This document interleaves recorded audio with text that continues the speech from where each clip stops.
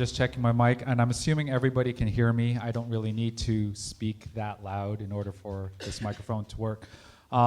Good evening, everybody. Welcome to our moderated panel discussion on B2B apps. They can be sexy too, right? And just in case you're on Twitter, we decided on the last minute to decide on a hashtag, which is going to be sexy B2B apps, okay? Hashtag sexy B2B apps. We initially thought about sexy B2B, but then people would kind of wonder what the B2B is all about exactly.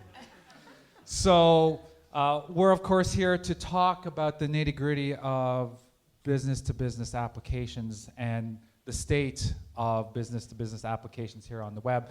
And with me, we have a nice group of experts here who are going to be talking amongst themselves and with you, most importantly, about the development process, the creative process, the business aspects of B2B apps, and basically what is happening right now in the trenches. So I'm going to start off with some introductions here. To my immediate left, I have Erik von Stackelberg, who is the creative director here at Myplanet. And I'm just going to read off a little bit of his intro here. He is a design thinker and a process nerd, and a product designer with a deep commitment to servant leadership. I thought that was a very interesting term, servant leadership, and collaborative making. So he's the founding creative director here at Myplanet, and he works with the product design teams here. To my next left, I have Theresa Gies. And she is a person who's been involved with software, technical sales, and services over her career. And she's focused on the mobility space over at IBM. Don't worry about the slide here. So she works she's very deeply involved with the customer relationship process. So she knows what the end user wants in terms of B2B mobile apps. And she can provide an interesting perspective on these customer requirements, just like Erik can talk about UI and UX design. And then to my far left, I have Chris Brulak, who I actually happened to have sat in a presentation, I think about 6 months ago at the Android TO conference. He's a very smart fellow. And he has over 7 years experience in the industry as a software engineer. He's worked with companies like B-Notions and Intuit and Method CRM. And he worked on projects such as QuickBooks and ProTax. Just got to ask, were you at the Intuit office in California? Did you happen to go down there? Okay. It was just because Intuit's next to Google, I happened to visit the... I visited once, yeah. I walked onto Google property as well and saw the giant dinosaur. I was like, wow, this is quite amazing. Chris also has been involved with the Edmonton Google Developer Group, and he teaches and mentors on a variety of topics related to programming and app development. So if you have some really technical questions, feel free to ask him. As opposed to me, my name's Edward Apostle, as Heather mentioned. I'm a jack of all trades, technical consultant. You can say that I was basically a baby born into this industry in the late 90s. I actually started out in a career of being a pharmacist. So I did a lot of drugs in school. And as a result of those drugs, I decided that the internet was a better career to pursue. And it was brand new at the time, and it was very interesting. And then I got involved with it, developing web pages for the Faculty of Medicine. And then from there, I got noticed by business and industry, and I've been riding that wave since 1998, which kind of ages me. But I'm hoping that my Asian look makes me look a little bit younger than I actually am. And I'll be acting as the moderator for this panel discussion today. So the way it's going to work is we're going to have an informal discussion here amongst the four of us. I'll be leading off with a question or two and start off with one of our panelists to talk about it. If you like to interject and ask a question along the way, please feel free to do so. If the question's a little bit longer or it takes a little bit longer for our panelists to answer, then I might move that question to the end of our discussion. We will have a Q&A period for the last 10, 15 minutes or so, at which point you can also ask additional questions at a more lengthy term, if you like. And then finally, at the end of our presentation, once everything's over and we get all the applause and kudos and all that kind of stuff, of course, feel free to approach us as well one-on-one if you have any additional questions that you'd like to ask each and every one of us individually. Heather, I just want to check in with you just to see, will we be having a little bit of a break in the middle of this 1 hour period, or it's just going to be straight through? So if you have not gone to the washroom now, sorry, it's too late. You have to sit in your chair throughout the entire presentation. But I guess kind of feel free to kind of sneak in and get some food or a little bit of a drink if you like as well. So I'm going to sit down in this chair now, and we're going to just basically begin with this discussion. How many people here are currently involved in building B2B apps at this point, or involved in the B2B app industry?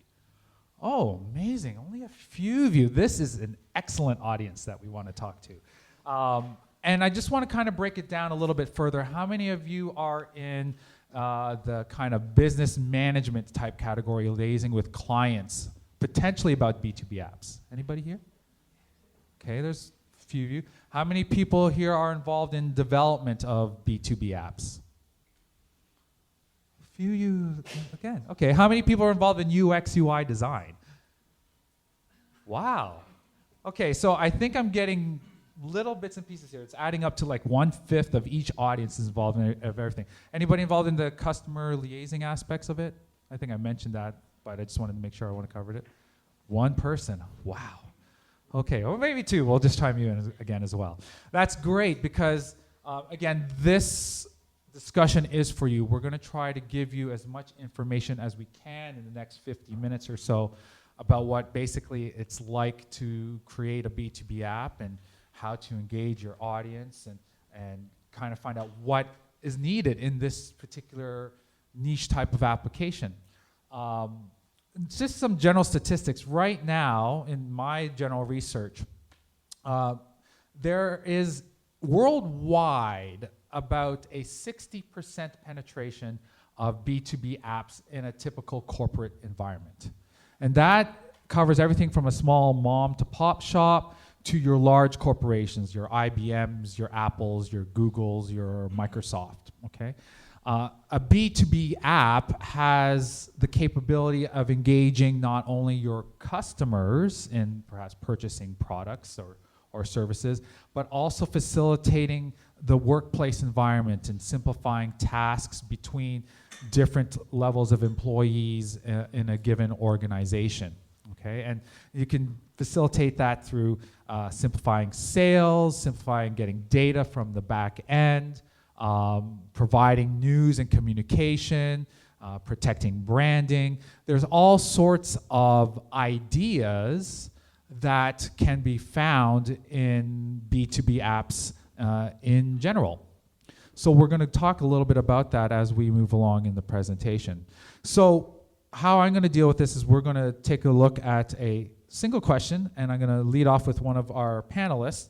And the first question, again, that I'm going to ask here is, how critical is mobile to today's workplace and why? I'm going to just start off with Mark here, or Erik rather, to my immediate left. That's a good name too. Mark's a good name as well? Mark's a great name.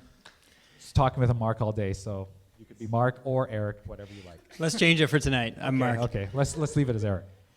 So mobile in the workplace, absolutely critical at this point in time. You said 60% penetration. I was reading 1.3 billion mobile users in the workplace globally right now. A couple different things to consider. First, employees are going to demand it if they don't demand it already, right? So they have expectations in their personal lives when they're using consumer applications, which are increasingly on mobile, and when they come to work, they expect to have the same level of user experience and the same level of flexibility, right? When I'm doing administrative tasks, I don't want to have to be at my desktop to do that. I want to be able to do that where I can. The flip side of that is for workplaces that aren't recognizing it yet, it's incredibly beneficial. Levels of productivity that you can net out of mobile workforce usage is pretty impressive. Again, whether that's mobile learning, whether that's task completion, networking, recruiting, whatever it is, it's really important. We were doing a bit of research for a project that relates to recruiting, and there were some stats around the number of people now who seek out jobs via their mobile phone, compared to the number of companies who have a absolutely terrible experience for prospective job seekers. So, there's a bit of a disconnect there. I think it's really important that we start thinking about it more critically. And the other thing, too, is that as it becomes a more pertinent topic, we need to consider sort of the dark side of mobile in the workplace, which is, hey, a mobile device is kind of personal, right? It's something that even if it's work supplied, it's something that I kind of carry on myself. I kind of relate to my personal activities. And so when it comes to privacy, when it comes to tracking and information gathering, it's a really hot topic right now. So I think it's really critical to discuss it at this point. I should also ask all of you in the audience here, how many people bring mobile devices to their workplace or have them in their workplace? And then how many people use more than one device in their particular day-to-day routine? And how many people actually do work on their own device? There's a large number of you. Like, I have all my work here on my own device. If I lose it, I'm in big trouble, because I really should back this up. But but other than using of Dropbox, of course. But yes, we have, like today, as compared to what I saw when I started in this industry, I used to have a big desktop machine on my desk when I was starting to create my first websites a long time ago. And now I can carry my work with me, and I can sit at a coffee shop and basically build my websites and my mobile applications from there. And it presents some very interesting scenarios when we're talking about our clients and the kind of data that we hold on our own devices. And maybe, Theresa, you might want to kind of elaborate on that and talk about it as well, what your view is on mobile in the workplace environment. Sure, thank you. It almost was as if Erik and I had practiced, because he pretty much said everything that I was planning to say to the same question. I mean, the talent retention is critical, and I'll just echo, consumers are no different than employees, and we all know that we tend to channel our last best experience, and we expect that. Even to a larger degree, to a degree that you as app designers and developers have to think of the functionality of mobile, not just being mobile, but the functionality of the device. In a very simple example, and there's a lot more examples than this, in our IBM Blue Pages app, we can look up any employee mobily, which is pretty important for us to be able to do all the time in any corporation. That needs to be voice enabled, because we might be doing it while we're walking off the street and we don't want to walk off and get hit by a bus. We want to be able to add that person to our contact in our phone. So it's not just enough to take what's a desktop app and mobile enable it because we're mobile. You have to mobile enable it to the capabilities of the actual mobile device. Your employees are going to demand that. So from a talent retention point of view in a younger workforce, younger and younger savvy workforce, that's important. Soft ROI, Erik said it all. I'll just mention that there's also hard ROI. Some really good examples of huge cost cutting from mobile apps, and one example that we can talk more about later is the GameStop app, which used some, I don't want to make this a big commercial, but used some IBM Watson image recognition services in a mobile tablet app to, does everybody know what GameStop is? So yes, EB Games. Old EB in Canada, large US-based game store, and they do, in addition to selling new games, you can return a game and then you can buy a used game. So inventory is critical for them to know in every store what they've got on the shelf every night. An inventory of all the games that are being returned, and they might be different and come in. They have to have that exact inventory for people to look up, what's available in what store. That was a 2.5 hour process per store per night. The mobile app that they wrote, which is just a purpose-built B2B app that used some image recognition services with, again, you can't do this with a laptop. You can do this because of the capability of the mobile device and some cognitive Watson, in this case, services that can recognize a game on the shelf, whether it's like this, crooked. The employee now takes his tablet, scans it along the shelf. In a half an hour per store now, they do inventory, and the ROI on that is estimated to be in the billions of dollars over 3 years. So not just soft, but very hard benefits. That's cost cutting. There's equal examples of revenue increasing benefits. So you guys focusing on B2B, you're going to be busy for a long time. Thank you. Chris, maybe you want to also add to that.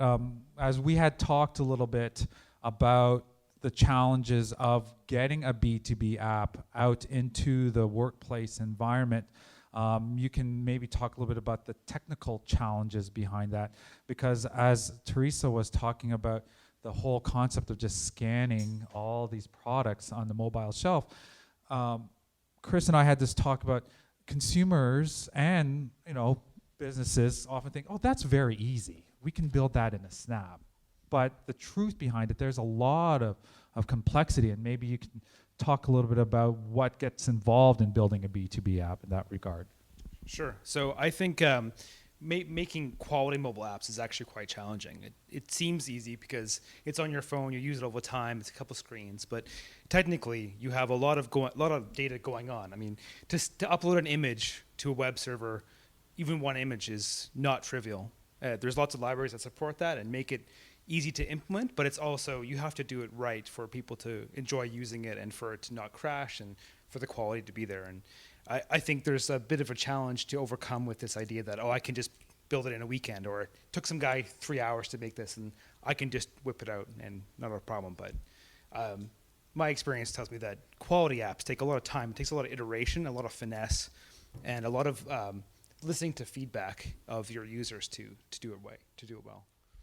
And there's a wide variety of technologies that are now available in order to create an app. If you're not familiar, for example, Chris and I talk about, for example, building what's called a native app, and that's the type of app that you would classically see on your device that's built with code that is very close to the hardware of the device, and we can take advantage of the capabilities of the device, whether it's graphics or the camera or the audio, and the performance of it is really quick. And then we have what are called hybrid type apps, where you would take fundamentally the same technology that you might find in a web page, in a web browser, and you would run it into a device.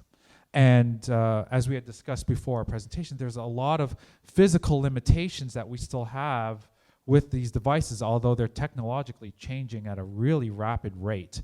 And with the introduction of internet, hi there, with the introduction of the Internet of Things, it's our IT guy, there's a little bit more of a hardware complexity to it, but the way I think of it from a development mindset is that we're still kind of programming like for Windows 95 in 2016, except with these smaller, albeit more brilliant type of devices. So that's something to consider. Your applications, you might have this dream that it can do everything.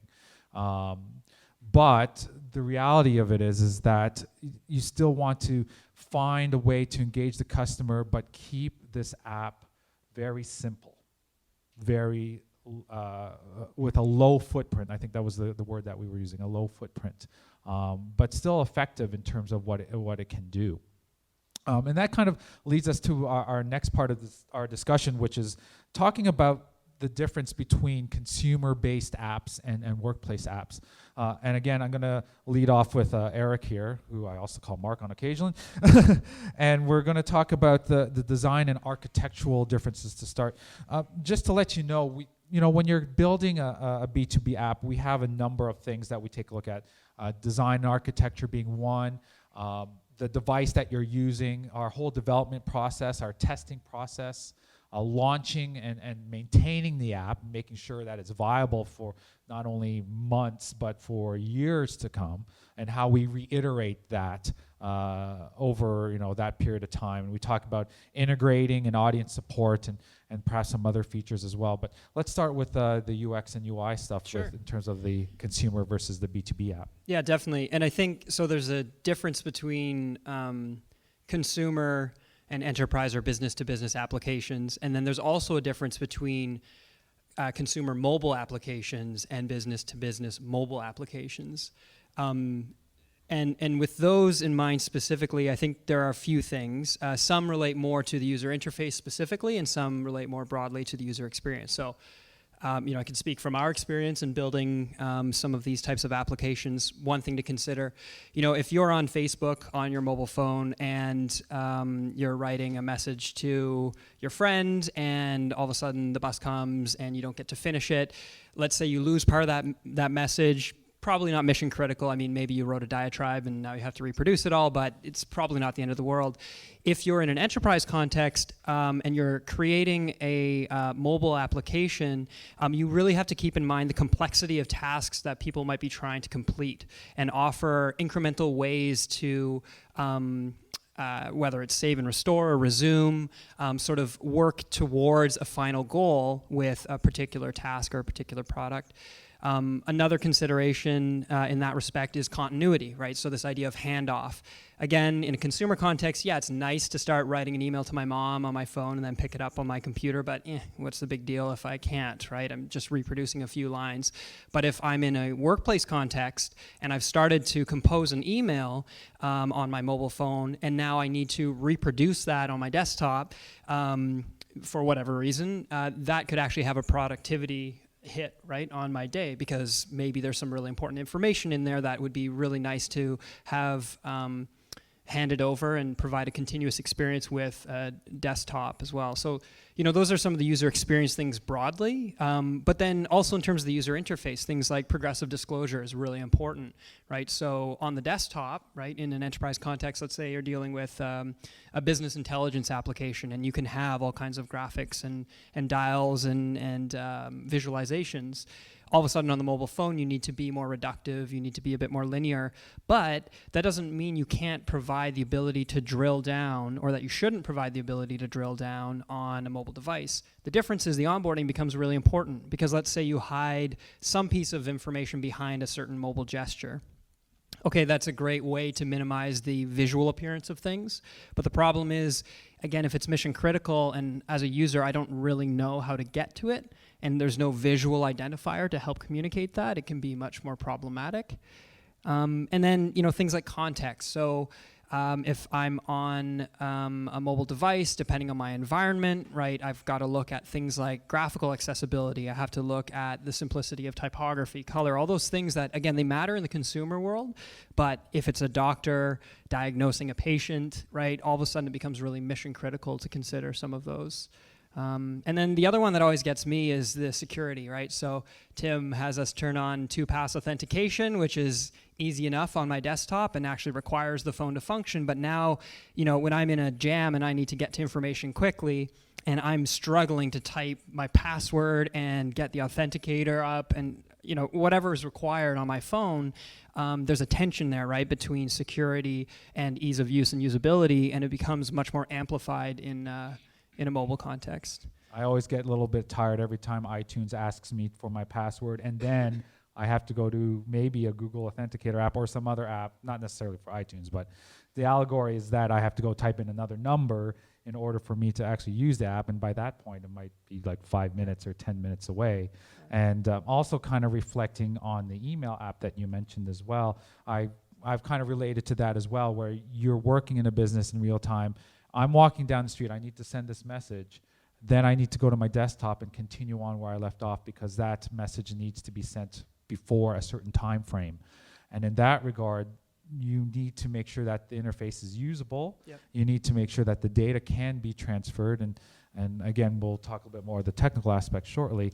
We ran into a situation where we were building a tool for hiring managers to use, and they'd have a panel of people who would do the interviewing on behalf of other managers. And the big thing that we found was that the quality of data was taking a dump, because people would come out of these interviews and run to their next meeting. Right. And what we realized is there had to be continuity to enter information really quickly when they were done the interview, like, yeah, hire this person, they're going to be amazing, and then later on be able to add the extra detail. So it wasn't even necessarily that it was the exact same application, but they had to continue that journey from where they started on a mobile device.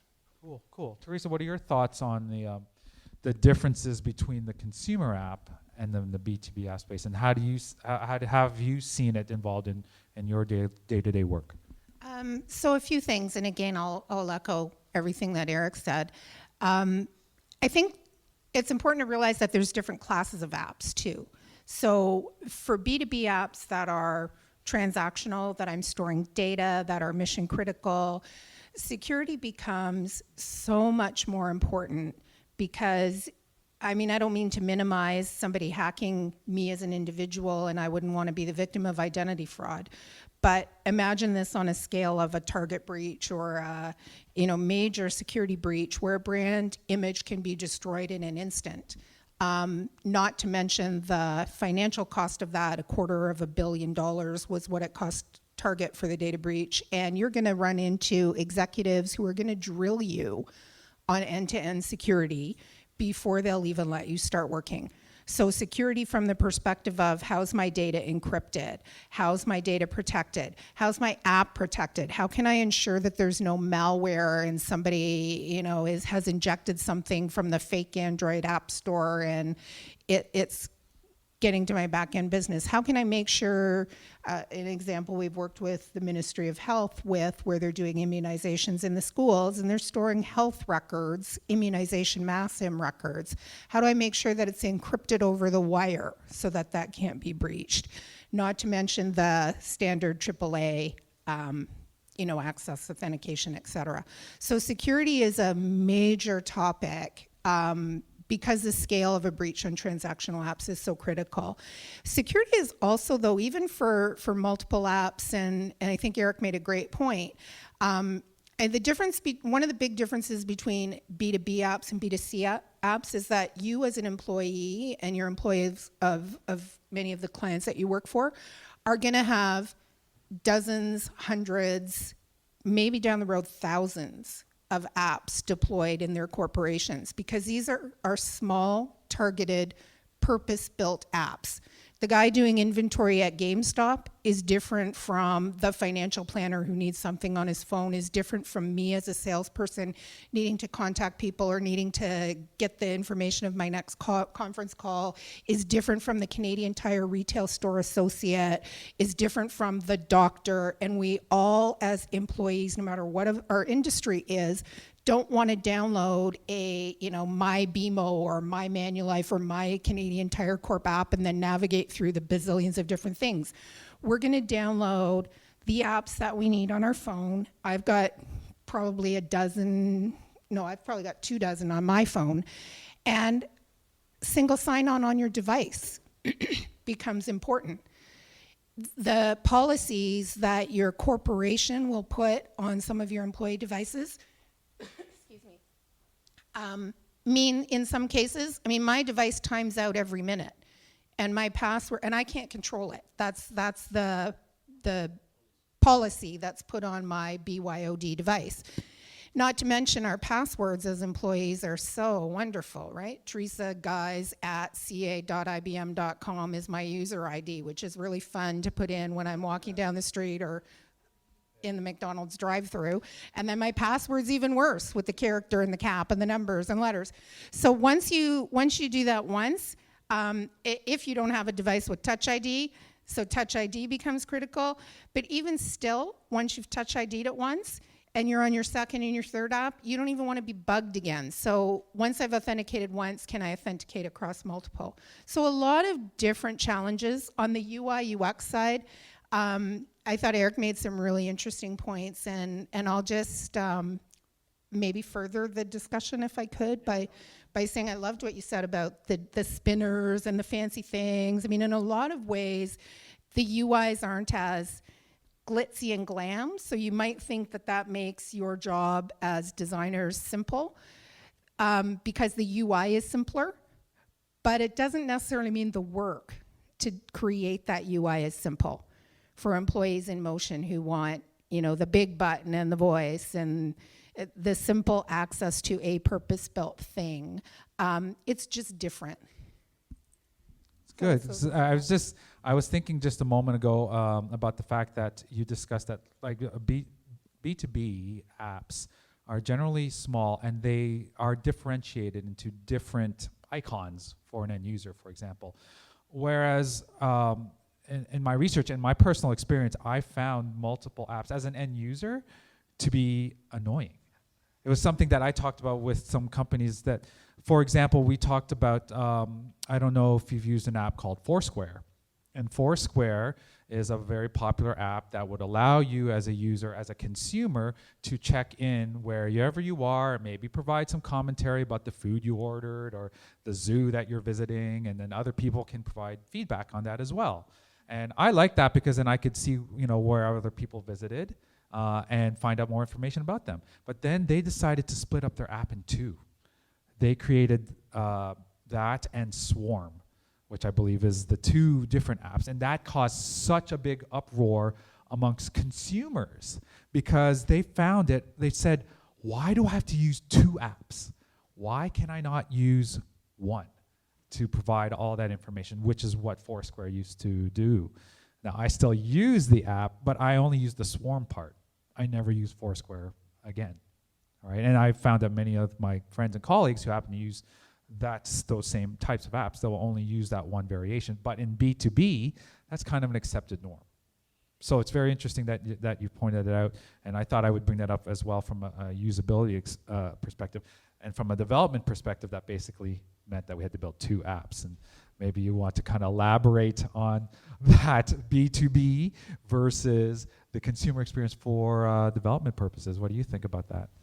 And I just want to say not just an accepted norm, but an expected norm. Yes, now. it is expected for B2B to be multiple and everywhere. And that also takes a lot of space on your device.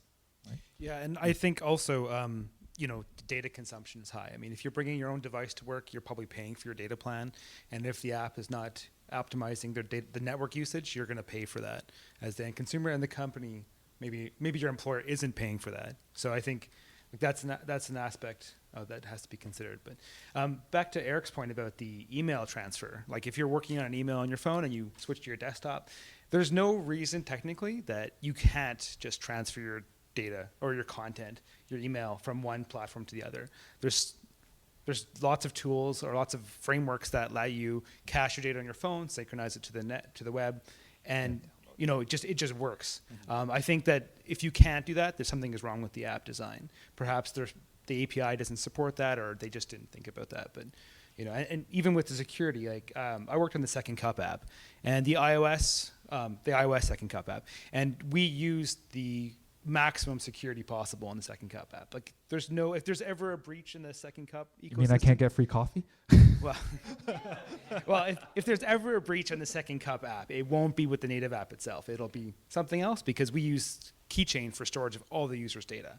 And the Keychain storage on iOS is the same security as the actual Mac OS X software. So it's very, very difficult to breach.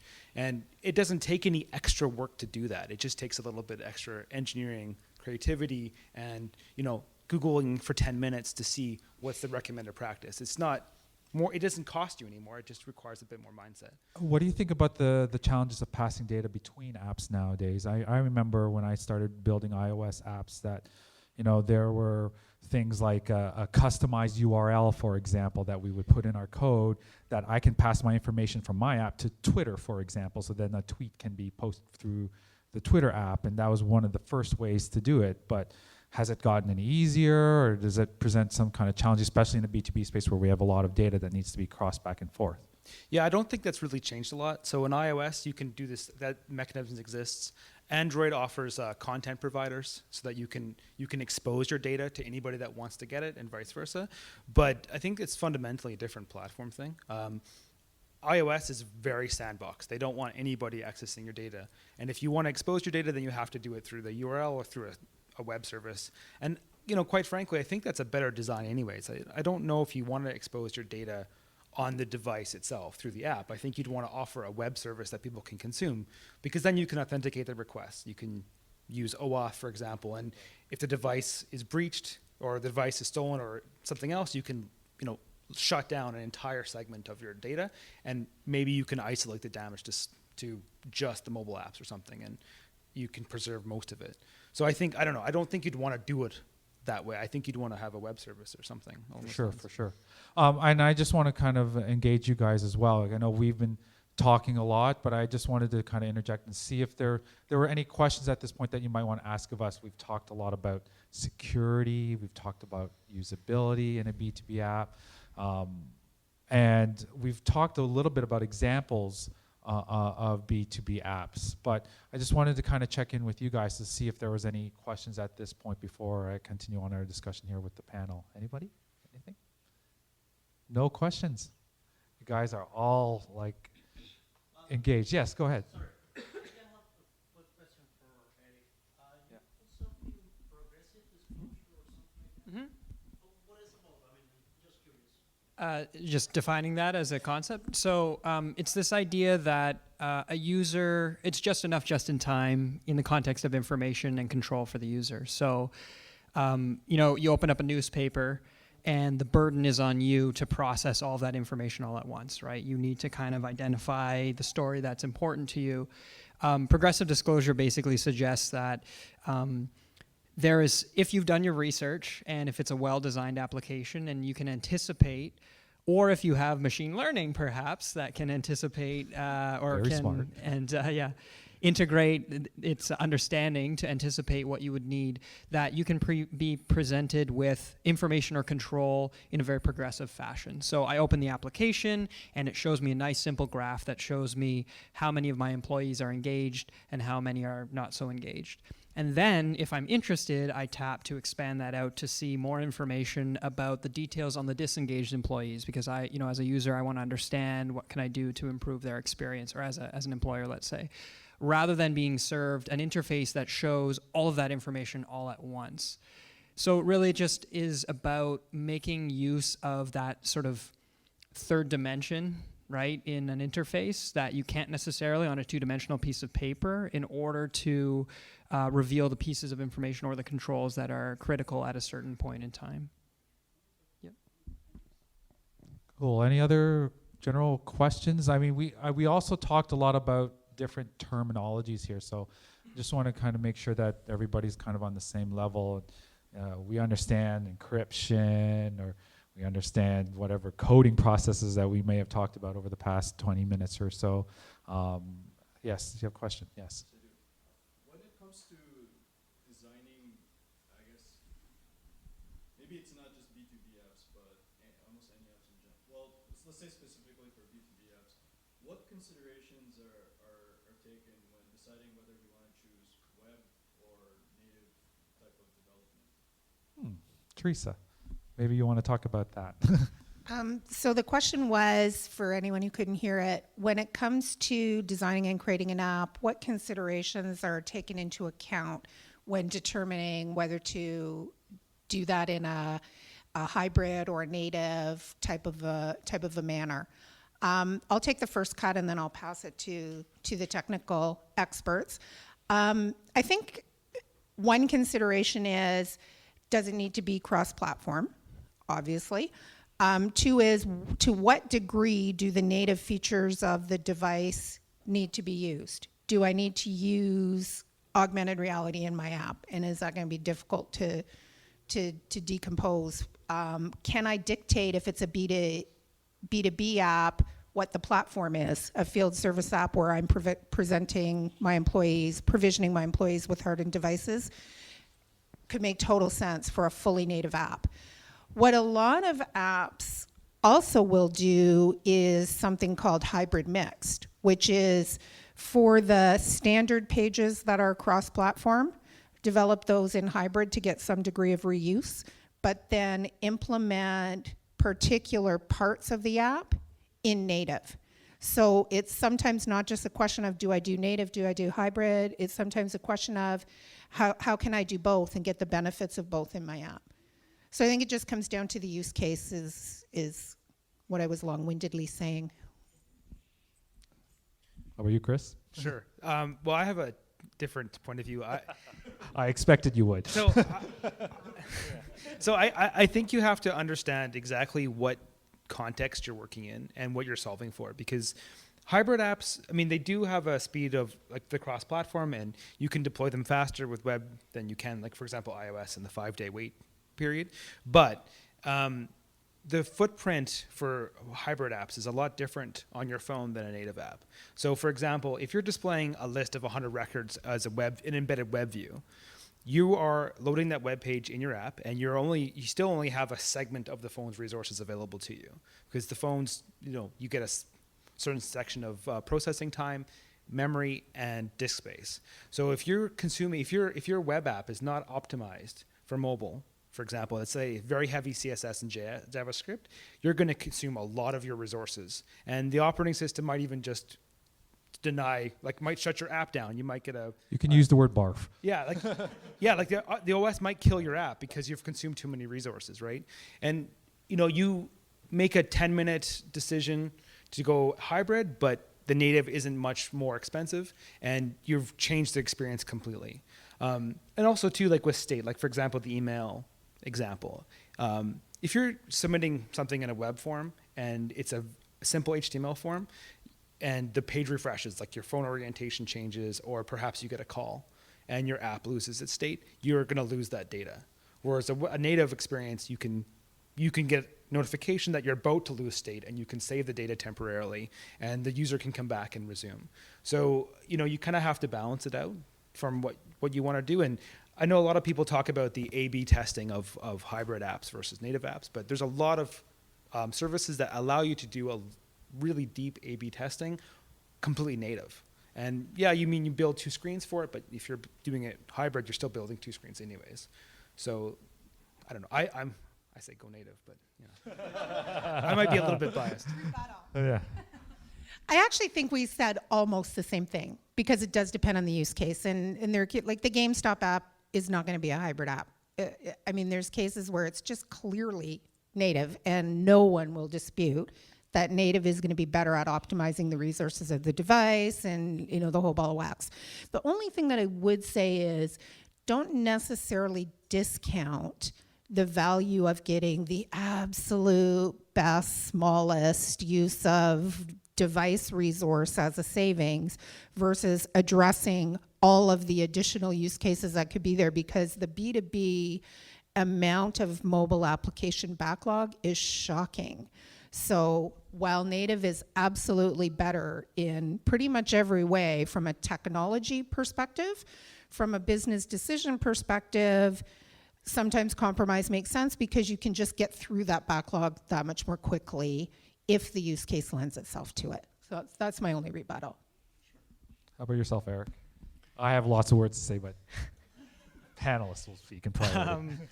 Well, I think I think those are valid points. I think let's pull multilingual down as a concept. So you have to serve 60,000 employees across 50 different countries with right to left languages, left to right languages, localized content, different production and publishing cycles, different legal requirements, different policies, right? I think for me, the answer I'm supposed to give is I actually don't give a shit, right? The user experience for me is, yes, it's going to be constrained by some of the performance factors, but ultimately what I care about is whether or not someone can accomplish the task that they're trying to accomplish and whether or not it's compelling.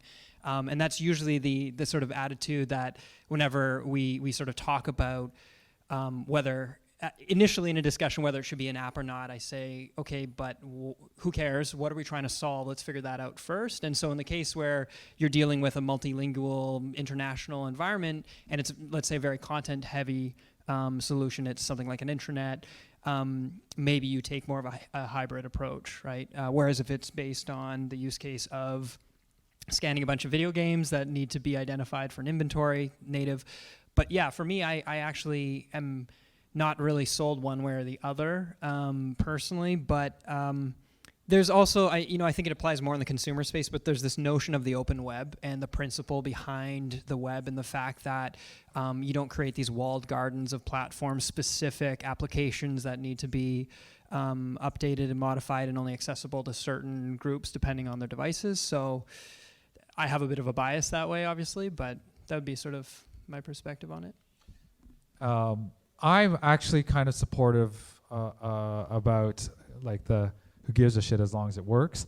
I know that's not the reality. I know we should give a yes. shit, but But the thing, from my practical experience, one thing that I needed to consider as a developer was stability of platform. And right now, hybrid web is changing and evolving.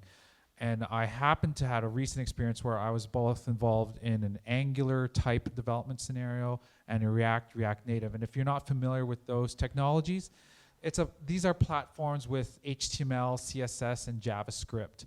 And in one particular aspect, React Native, we can actually compile it to a native-like app.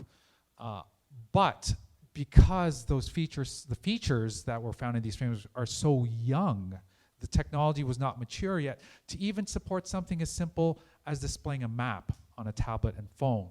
And maps are a common functionality that we use on our devices all the time. I spent 3 weeks on a React Native application, a proof of concept, trying to implement maps. And they said it's supported on iOS. I had no problem. I spent maybe an hour and a half and I built the basic functionality. But I spent 3 weeks on the Android variation, which I thought would be built in. And they said, well, yeah, it'll give it time. It's going to be built in. And I went to a third-party company and talked about they were building a library, and I was trying to work with them. And then 3 weeks later, the folks from React Native, very large company, Facebook, said, oh, you know what? We're going to support it right now. So I basically wasted 3 weeks of manpower time trying to implement maps. And then after they said they would support it, it took me, again, an hour and a half to implement. So maturation and stability of technology is a key factor for me in choosing how to build an app. And in my case, I would probably go native as well based on that experience alone. And although those features are growing more because we want to build applications rapidly, I would caution clients and companies who want to say, let's use that latest and greatest platform, and say, you've got to look at these things like maturity, security, and stability before you make that choice at the end of the day. So we're actually close to closing our discussion, but I wanted to continue off with maybe one or two kind of discussions that we had kind of prepared for our panel, and then we'll again bring it back up to Q&A. So particularly with B2B apps, one of the questions that we were looking at is determining what kind of mobile apps are important in the corporate realm or in a B2B type scenario. So I'm going to bring it up with our panelists as well to kind of talk about what kind of apps do we make in the B2B world. You want to go first again? Okay, Theresa, you can go first. So I can talk about this just from my personal experience at IBM and my experience with some partners, in addition to some partners and some customers. In addition to the standard, hackathons and innovation jams, et cetera, we're doing something kind of cool at IBM that I think could be replicated from our CIO's office, where the CIO basically had determined we're going to spend X amount of money on mobile apps. We think that there's some certain use cases, but the innovative idea, I thought, was the recognition from IT that maybe the apps that they thought needed to be created either are or aren't the highest priority apps, or maybe there's even some new ones. So what they did was gave each of the volunteers in the regular community, and I'm an end user at IBM, I'm not a techie. They gave each of us that volunteered from the end user community $2,000 virtual dollars, and we could upvote or downvote and allocate our $2,000 to whatever projects we wanted. And we looked at ideas, we put our areas of interest in. There's a mobile app that actually categorized the ideas, and we could look at them and basically allocate our funding to it. And once a project got the critical amount of funding, and it could be anywhere from $50,000 to $250,000, that app was built by the team who proposed the apps. And we got some really, really interesting apps and interesting results built. And I think it could work for a lot of companies who have a varied set of roles in their corporation. Who wants it next? Sure. So I kind of would argue that the apps that are going to be need to be native or built would be anything that someone wants to read things on the go, like where you sitting on a subway and you have no data connection. Obviously, the website's not going to work. You can download it offline mode, or you can see summaries of whatever it is you're working on or doing. That kind of thing I think would be really easy to make as a B2B app. Reports are one thing that jumps out. But I mean, like even like the LinkedIn app. I mean, if you look at that app, it's not great on Android because it's a hybrid app and you can't really read it offline. It makes it really challenging. So any app where you need to consume your data or read your data or interact with your data, and you need to do it where you could be in the subway system, is I think a really good candidate for that. Excellent. Now we'll bring it back to you. So examples of applications that I know are, let's say user experiences that I know are typically solved in a business context using a mobile device. Mobile learning is huge. So this idea that you need to have the information relevant to solving a problem on you, right, when you're in that context. Networking is apparently statistically a very large one that you would use in a business context with a mobile device, or you would accomplish with a mobile device, and then just task completion. But one of the things that I think is interesting is, this idea of innovating on a mobile application and how do we encourage more mobile use and so on. And I think that's almost the wrong way to go about it. In my mind, we shouldn't be shoving mobile down people's throats, even though it's cool, right? Not the shoving isn't cool. I mean, the mobile apps are cool.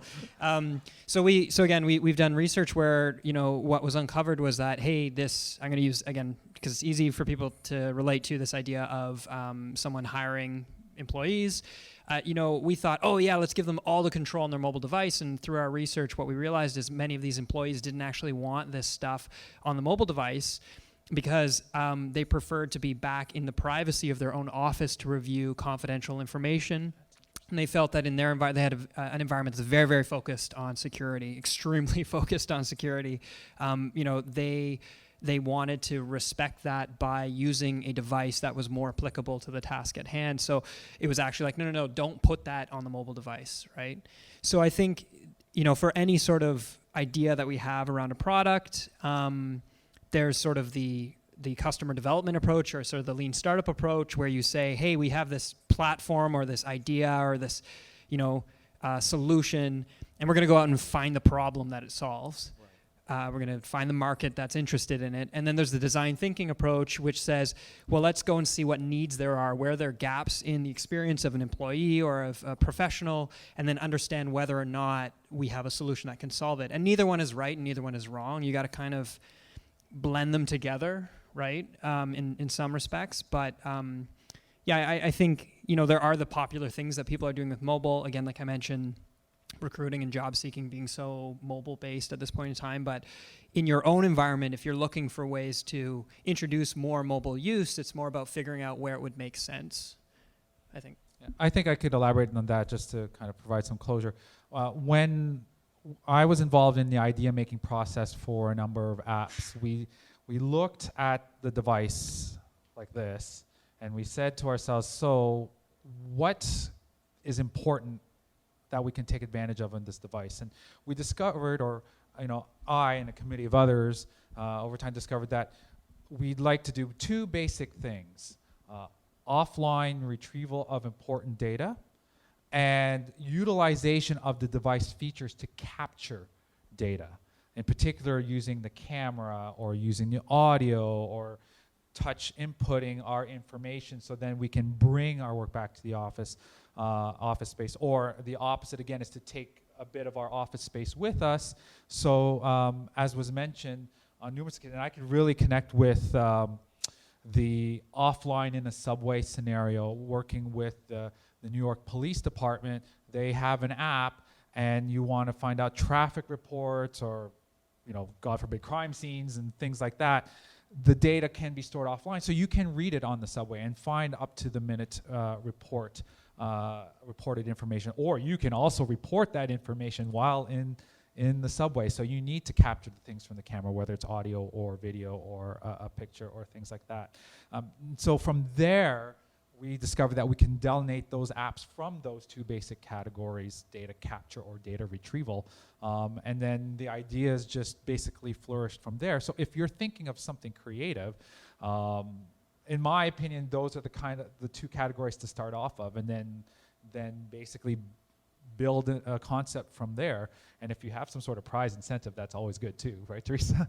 So I think, in my opinion, those were the two basic things that you can take advantage of when you're looking at what you can build for this.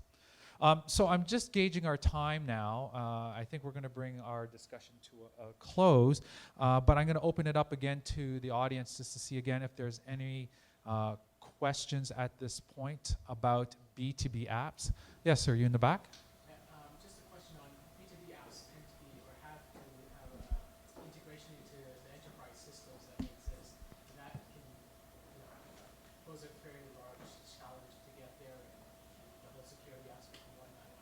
I was wondering if you have any comments or thoughts on how to bridge that and how to think about that. Sure. You guys want to? Go ahead. So I'll go first. And from a transactional app perspective, there are multiple ways to do it. One of the, I don't want to make this a product-centric discussion, but that is one of the challenges that we solve, in addition to device SSO and all of the spectrum of security, is how do I integrate? And there's the concept of bimodal IT, two-speed IT, right? How fast is your API team going to create a standard web service or a standard API? And how fast is the mobile sprint team going to want to do a mashup and get their app out the door in a Before the one back day end's sprint? done. Yeah, exactly. Before 2017. So from the perspective of integration, there are products such as IBM's MobileFirst that Myplanet is authorized to resell and that IBM sells that allow mobile teams to be able to automatically discover services to the back-end systems, to be able to mash up those services, to be able to use those services with the policies that corporate IT has dictated, but automatically transform those big heavy web services into RESTful web services that are going to populate just enough of the page, right? Chris talked about not wanting to consume a ton of data on the device, and the sure way to consume way too much data and not get your app used at all is to connect to a web service as a mobile service. You need it to be REST enabled, and do you want IT to REST enable your service in 2017, or do you want a mobile sprint team to maybe mash up something super quick and just giddy up? Sure. Well, I guess I would just say, from a technical point of view, there's nothing to stop you from having as secure app as possible. I think it has to be kept in mind that the devices, because if they're physically stolen and someone has physical access to it, security can be compromised in a certain sense. Although it's a lot harder on platforms like the iPhone than it ever has been with someone's hard drive. But there's nothing to stop you from making secure apps and to integrate them with as secure settings as they need to, as secure services as you need to be. The barriers aren't there anymore for encryption and speed of encryption and disk space. Those are all kind of irrelevant concerns now.